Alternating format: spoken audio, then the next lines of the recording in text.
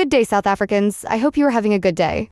Today, I am schooled and angry about how sometimes the police can be so dumb and stupid. National Commissioner of SAPS, General Fani Masimola, will meet and brief Justice Mbuyiseli Madlanga on investigations into the murder of witness D.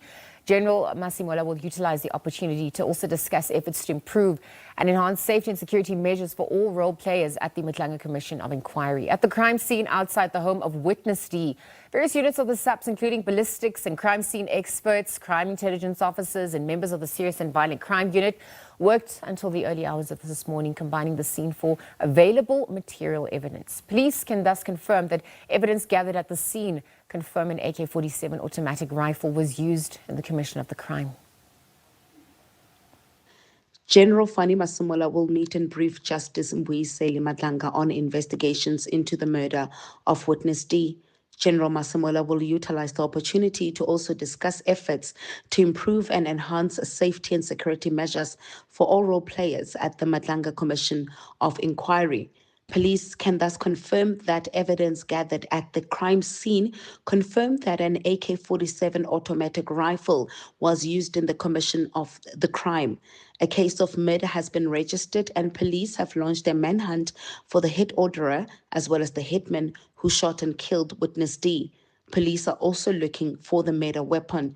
General Masimola has ordered the Net Joint's co-chair, Lieutenant General Tebello Musikiri, to urgently convene a Net Joint's meeting over the weekend to discuss and look at ways of improving and or enhancing the safety and security of commission officials as well as all witnesses. Just weeks after delivering explosive testimony before the Madlanga Commission of Inquiry, Vander Merwe was gunned down in cold blood outside his family home in Brent.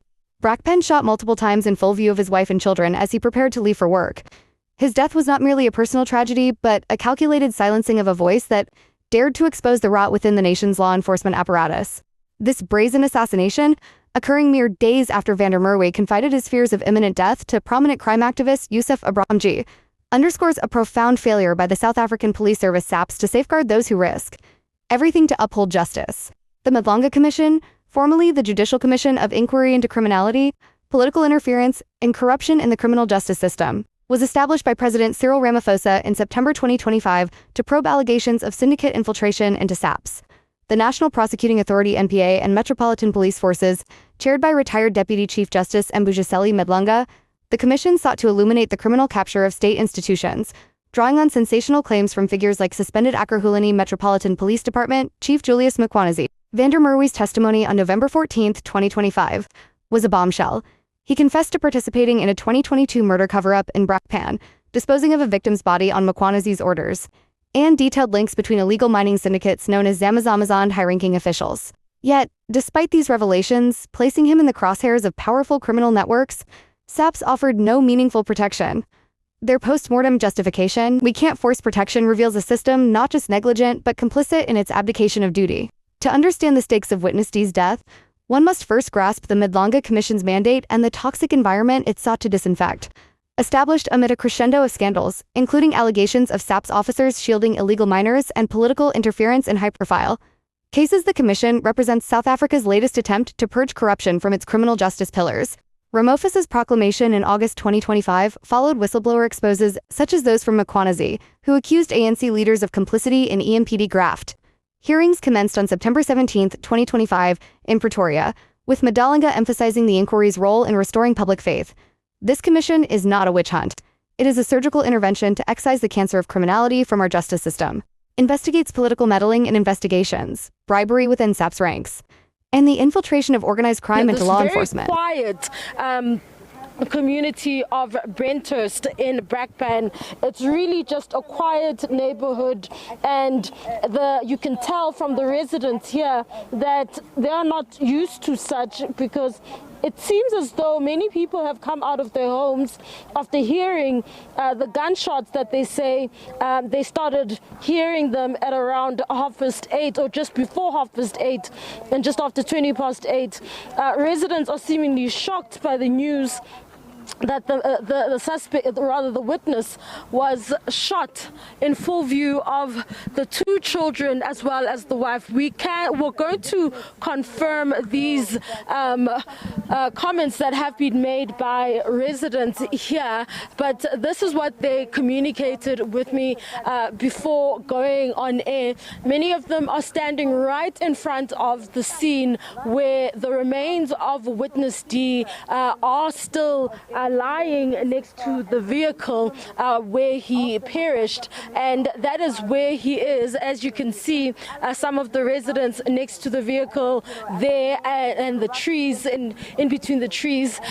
So this is the situation over here. It's a very sad moment, really, as the Madlanga Commission continues to try and hold those who are found in wrongdoing accountable. Now, we understand that witness D presented evidence before the Madlanga Commission on allegations of a crime scene that was once covered up by EMPD officials, allegedly under the command of the Commissioner at the time, Brigadier Julius Mkhwanazi, and was shot and killed. So witness D says EMPD's Brigadier Julius Mkhwanazi requested a body the body be dumped from a crime scene.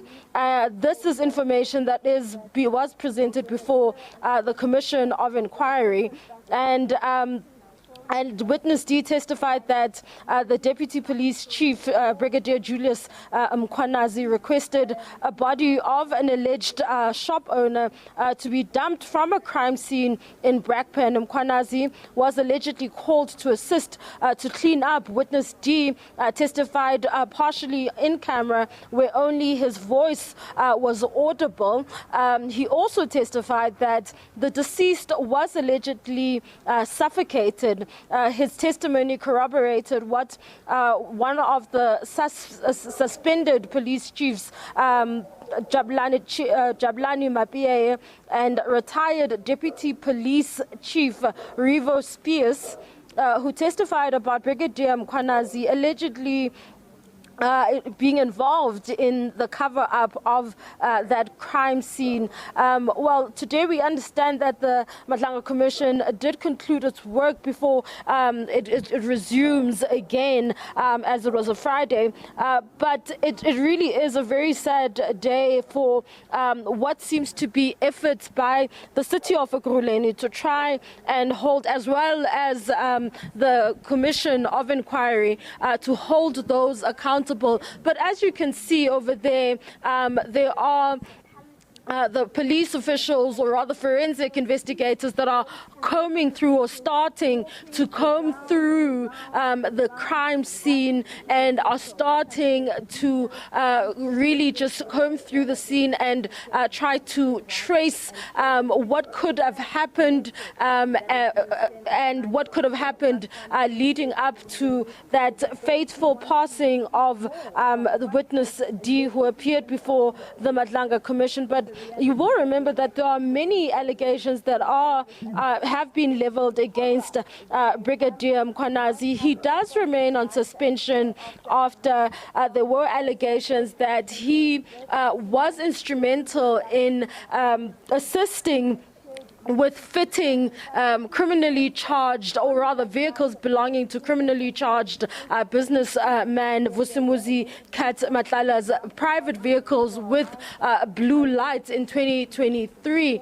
Now, what happened then, as we have heard before, the Madlanga Commission, as well as inside the city of Ekurhuleni Council, which has been holding in committee commissions, rather in committee council sessions, where they are trying to hold those who are implicated in allegations of wrongdoing accountable, and placing them on precautionary suspension while internal investigations continue, in order to hold them accountable, and acting as information emerges out of the Madlanga Commission of Inquiry. So as I was explaining to you that Brigadier Julius Mkhwanazi is also accused of having been instrumental in fitting those private vehicles belonging to criminally charged Vusumuzi Matlala's fleet with blue lights. And how this happened is because in 2023 we saw allegedly what could have been, let's walk there. We saw what could have been, rather, actually, let's walk to, I'm going to walk, ask my colleague to come this way where the police officials are, and we are going to try and see if we can't secure an interview. Now, in 2023, we understand that a fleet of vehicles was donated to the Ekurhuleni Metropolitan Police Department, and those vehicles were subsequently fitted with blue lights. But before the Madlanga Commission even began, Brigadier Julius Mkhwanazi denied the allegations that he had been instrumental in those allegations, and saying that he had no hand in all of that. And now we are seeing what has happened here. National Police spokesperson Atlenda Mate is here, and she has arrived, and I'm not sure